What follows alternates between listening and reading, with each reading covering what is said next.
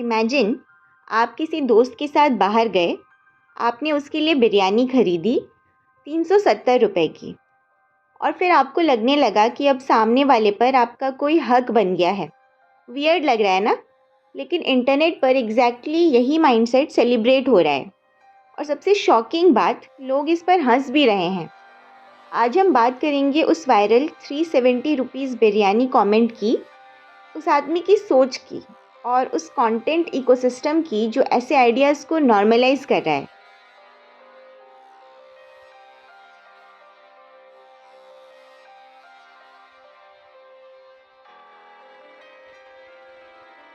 Because trust me, problem सिर्फ एक comment नहीं है, प्रॉब्लम उस कमेंट के पीछे छुपी हुई मेंटालिटी का है। इंटरनेट पर रोज़ 1000 मीम्स आते हैं, रोज़ 1000 क्रिंज वीडियोज़ आते हैं, लेकिन कुछ चीज़ें सिर्फ क्रिंज नहीं होती, वो सोसाइटी की सोच को एक्सपोज करती हैं। और मेरे लिए ये वही मोमेंट था, क्योंकि जब मैंने पूरा कॉन्टेक्स्ट देखा, मुझे एक सिंपल सवाल दिमाग में आया। आखिर किसी इंसान को ये क्यों लगता है कि अगर उसने किसी और पर थोड़ा पैसा खर्च किया तो उसके बदले में कुछ मिलना चाहिए? और मैं यहाँ सिर्फ रोमांटिक कॉन्टेक्स्ट की बात नहीं कर रही, जनरल प्रिंसिपल की बात कर रही हूँ। अगर मैं अपने दोस्त को ट्रीट दूँ तो क्या इसका मतलब ये है कि वो मेरा कर्जदार हो गया? नहीं। अगर मैं किसी कॉलीग को कॉफ़ी पिला दूँ, क्या अब उसे मेरी हर बात माननी चाहिए? बिल्कुल नहीं।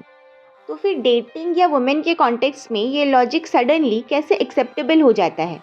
ये एग्जैक्टली वो जगह है जहाँ प्रॉब्लम शुरू होती है। देखिए, हेल्दी रिलेशनशिप्स क्या होती हैं? Choice, respect, mutual interest, consent. लेकिन ट्रांजैक्शनल थिंकिंग क्या कहती है? मैंने इन्वेस्ट किया है, अब रिटर्न मिलना चाहिए। सुनने में स्टॉक मार्केट लग रहा है, इंसान नहीं। और मुझे लगता है इसी वजह से इतने लोग अनकंफर्टेबल हुए। 370 रुपये इशू नहीं था, 370 रुपये तो एक सिंबल था।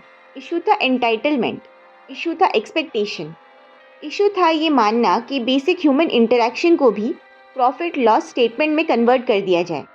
और ऑनेस्टली, अगर आप किसी को सिर्फ इसीलिए खाना खिला रहे हो क्योंकि आपको बदले में कुछ चाहिए, तो वो जेनरोसिटी नहीं है, वो एक इन्वेस्टमेंट है। और सामने वाला इंसान कोई म्यूचुअल फंड नहीं है।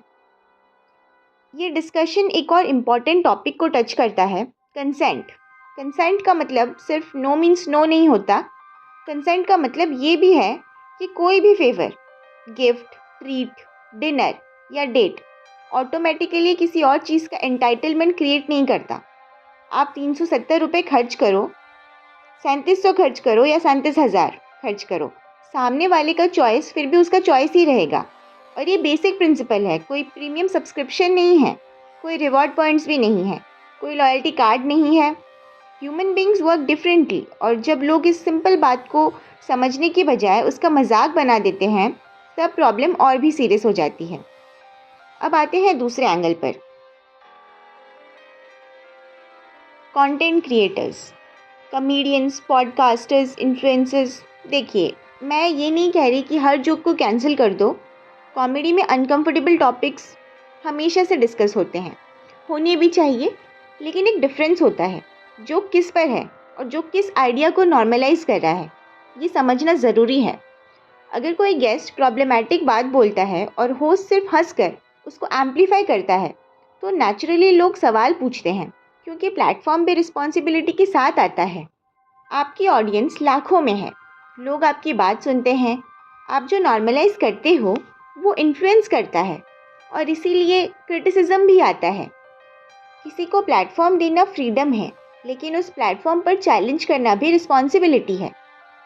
मुझे लगता है इंटरनेट का सबसे डेंजरस ट्रेंड ये है कि हम आयरनी और रियलिटी के बीच का डिफरेंस भूल चुके हैं।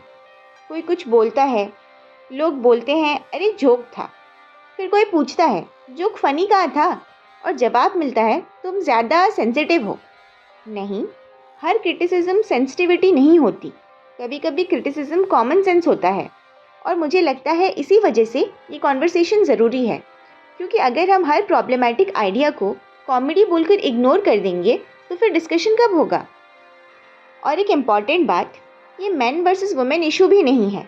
मैं अगर जेंडर रिवर्स कर दूँ तब भी मेरा आंसर सेम रहेगा।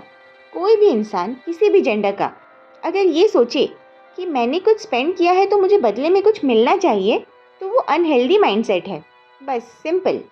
प्रिंसिपल सबके लिए सेम होना चाहिए। इसीलिए मुझे लगता है कि ये डिबेट जेंडर वॉर से ज़्यादा रिस्पेक्ट और बाउंड्रीज़ की डिबेट है।